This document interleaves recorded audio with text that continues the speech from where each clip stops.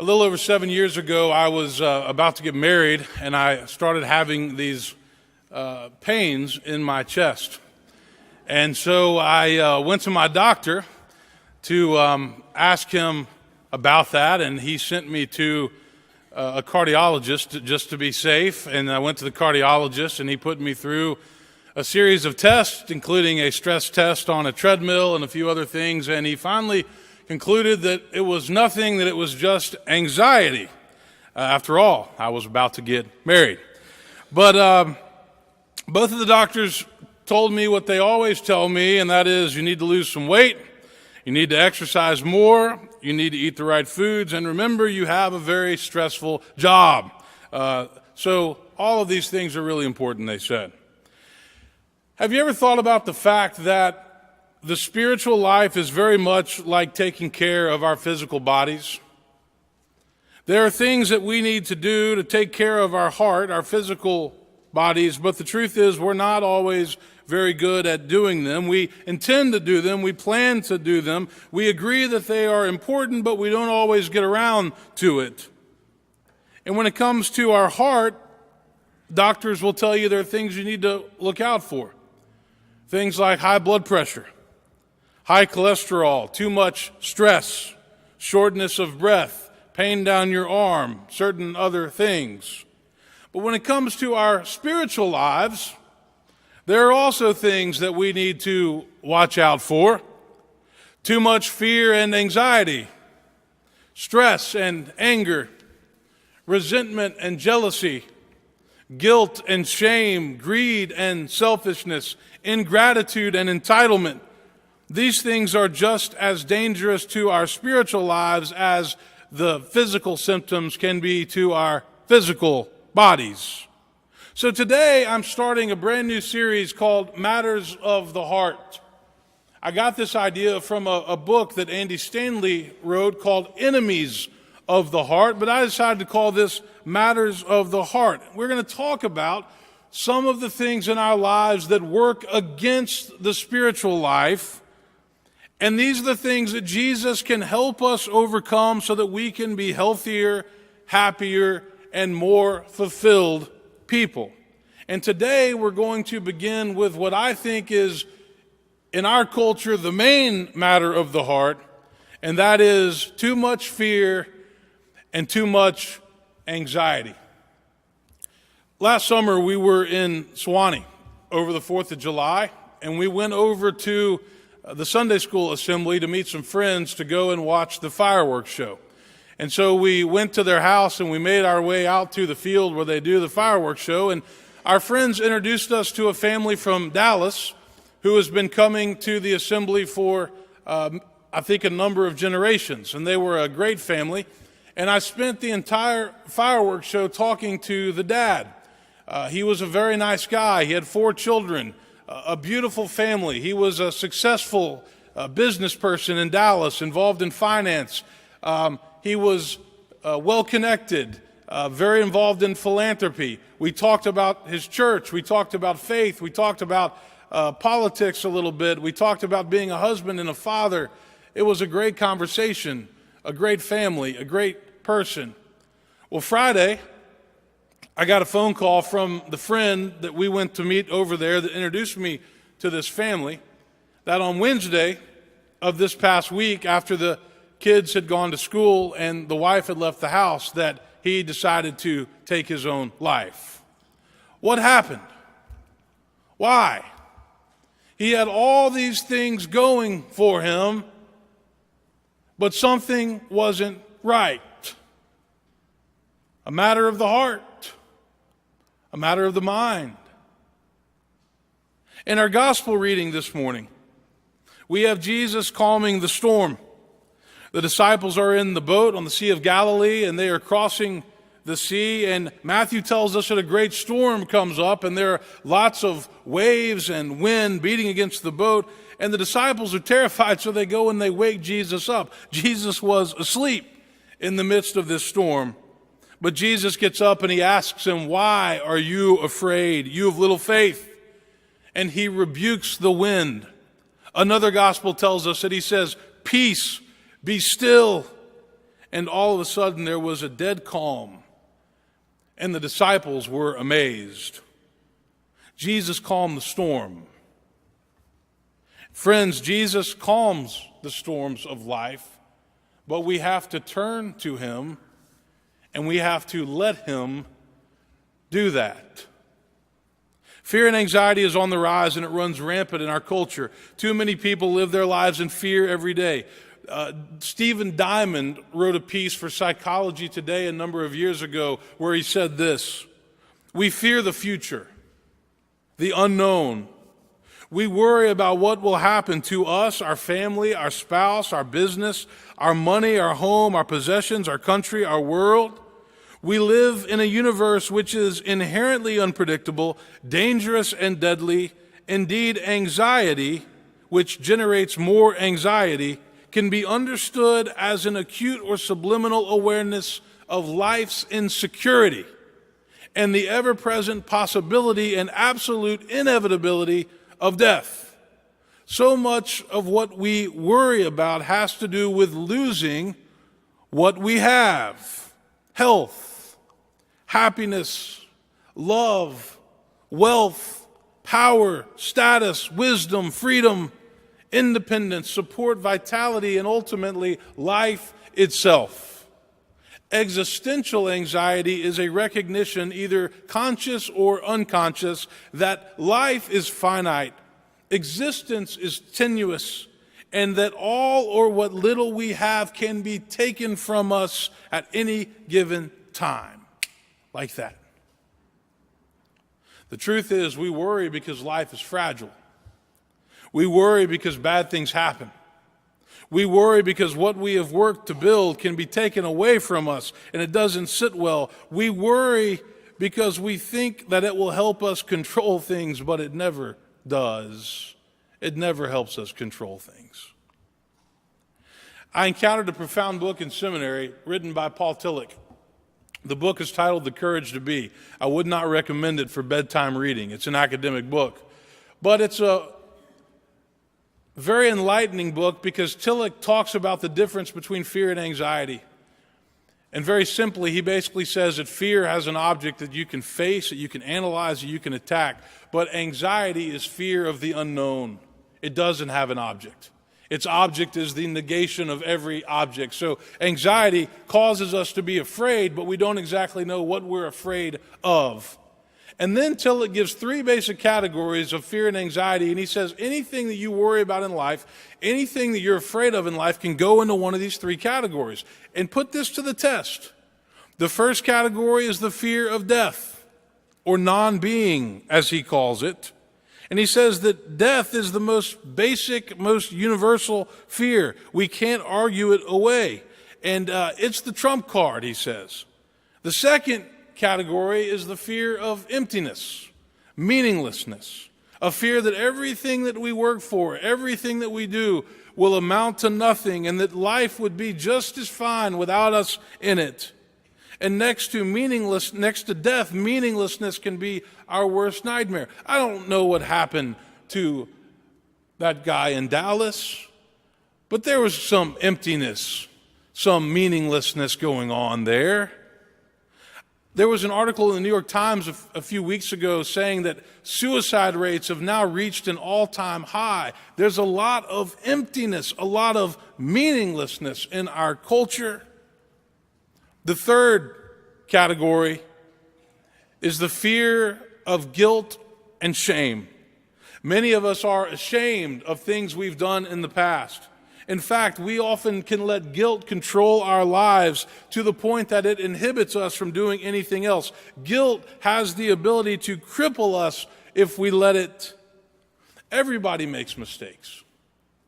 It's a part of being human. Paul says we are all slaves to sin. And there are times when we feel like we've done things that are so horrible that we could never be forgiven. But the truth is, God forgives us, just sometimes we don't forgive ourselves. We're all broken. We all have our issues. We're not perfect. But we can be forgiven. We have to be sincere in asking for it. So those are Tillich's three categories: a fear of death, a fear of emptiness or meaninglessness, and a fear of guilt and condemnation and shame. Years ago, there was a group of psychologists who got together and they asked the question, what do people worry about at different times in their life, at different stages in their life? And they came up with this timeline that I find interesting. They said at 18, we worry about ideals. At 20, we worry about our appearance. At 23, we worry about moral issues. At 26, we worry about making a good impression on other people. At 30, we worry about our salaries and the cost of living. At 31, we worry about being successful in our careers. At 33, we worry about job security. At 41, we worry about politics. This year, we all worry about politics. At 42, we worry about marital problems. At 45, we worry about a loss of ambition in life. And then they said that over the age of 45 or 50, we tend to just worry about our health. But the irony is the more we worry about our health, the worse it seems to get. So what's the solution? What's the answer? If we know that fear and anxiety is a problem in our culture, it's a matter of the heart, it's a matter of the mind. It takes away our quality of life. It can paralyze us and keep us from enjoying our lives. What's the answer for facing it and dealing with it on a regular basis? I'll give you a few thoughts, but I want you to think about that question as well, specifically as it relates to your faith and your spiritual life. My first thought is that we need to work towards loving better. In 1 John, it says we should love one another because love is from God. Everyone who loves is born of God and knows God, and whoever does not love does not know God, for God is love. And then it goes on to say this, there is no fear in love, but perfect love casts out fear. For fear has to do with punishment, and whoever fears has not reached perfection in love. Let me say that again. Whoever fears has not reached perfection in love. And since we all fear and we all have anxiety, then it means that we can learn to love more, to love better. Fear keeps us from loving because we are afraid of what might happen, how we might be punished or done wrong or screwed over or disrespected or rejected or abandoned or left to fend for ourselves. Fear always has us thinking about the worst case scenario, which then keeps us from being in the present, which is the only place we can love, in the present. We don't love in the past or in the future. We love in the present. We love the people that are in our lives right now. We love the people that are in front of us right now. Love must become a verb and not just a noun. You fall into love, noun, but if you want to stay in love, you have to turn love into a verb. Love is a verb. It's what we do. If we can love more, that will help us eliminate fear, because the more we love, the less we fear. Second thought, and this is Jesus saying this, live life one day at a time. Jesus says, why do you worry about tomorrow? Tomorrow will bring troubles of its own. Today's trouble is enough for today. Do you remember that from the Sermon on the Mount? That's so true. Believe it or not, ministers are really bad at this, because in the church, there's always something to worry about. There's something happening or about to happen. Somebody's in the hospital. Somebody has lost a loved one. Somebody's marriage is in crisis. Somebody is mad, so they've left the church. Somebody disagrees with a decision that the board has made. Somebody is upset because they weren't chosen for leadership. 2 staff members aren't getting along. We're still trying to get pledges in for the stewardship campaign. Hint. There's not enough room for all the outreach ministries. The preschool needs more space because it's growing. Somebody heard you say something, who then told somebody something, who then said something to somebody, who said something to somebody, and now somebody's mad. There's a lot to worry about in the church. It's a good atmosphere for applying this message. Live for today. Focus on today. All we can do is take life one day at a time. And Jesus is challenging us to be present and to live our lives one day at a time, which also means one moment at a time. Jesus said, today's trouble is enough for today. Do not worry about tomorrow. Plan for tomorrow. Be responsible, but don't worry about tomorrow. Western culture is not very good at this, if you haven't noticed. We don't do it well. If there's one thing that we can learn from our Eastern brothers and sisters, from Buddhism and other religions, Taoism, it's that we need to be present, and we need to appreciate the moment, and we need to find joy in the simple things. Lastly, we should trust God and realize that there are many things that are outside of our control. In his book, Everything Belongs, Richard Rohr, who is an author I've grown to appreciate more and more, says this: as we grow older, we tend to become control freaks. We need to control everybody and everything moment by moment to be happy. If the now has never been full or sufficient, we will always be grasping, even addictive or obsessive. Rohr says, if you're always pushing yourself and others around, you have not yet found the secret to happiness. Know that things are okay as they are. Ambitious people are not very good at this. Ambitious people are driven. Ambitious people like to control things. So this is hard. Christians talk a lot about trusting God, but we're hesitant to actually do it. We talk a lot about letting go, but we hold on to the past, to our hurt, to things that have happened years ago. Don't forget the serenity prayer. God, grant me the serenity to accept the things I cannot change, the courage to change the things that I can, and the wisdom to know the difference. Fear and worry and anxiety is a matter of the heart, and being a control freak only makes it worse. I'll close with a poem that I encountered a couple years ago, and I found myself coming back to this poem time and time again. The author is Marilyn Ferguson. She says this: when I was young and in my teens, I dreamt of things to be. The day I got behind the wheel would set my spirit free. I knew the time would surely come I'd hold that sweet diploma, so full of dreams and youthful schemes, the smell of sweet aroma. Thoughts of college filled my head. Excited, I could not wait.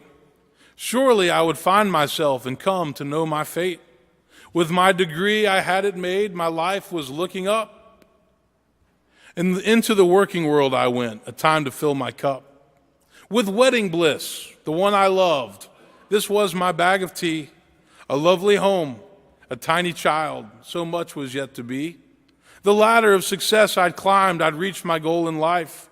With no time left for anything, my life was filled with strife. Now middle-aged, my parents gone, the aches and pains set in. The children grown, and on their own I felt a grief within. The golden years were closing in, retirement was to come. I waited all those years for this.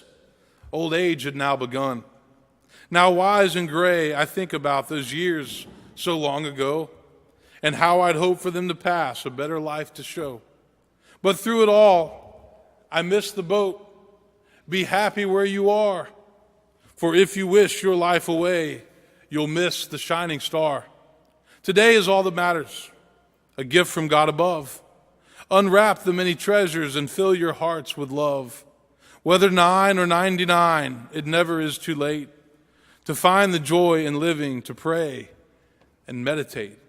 For fretting just brings sorrow. Today is full of spring. There's beauty in this hour and the joy that it will bring. Forget your toils and troubles. Don't think about the past. Today is filled with sunshine, with blessings built to last. Amen.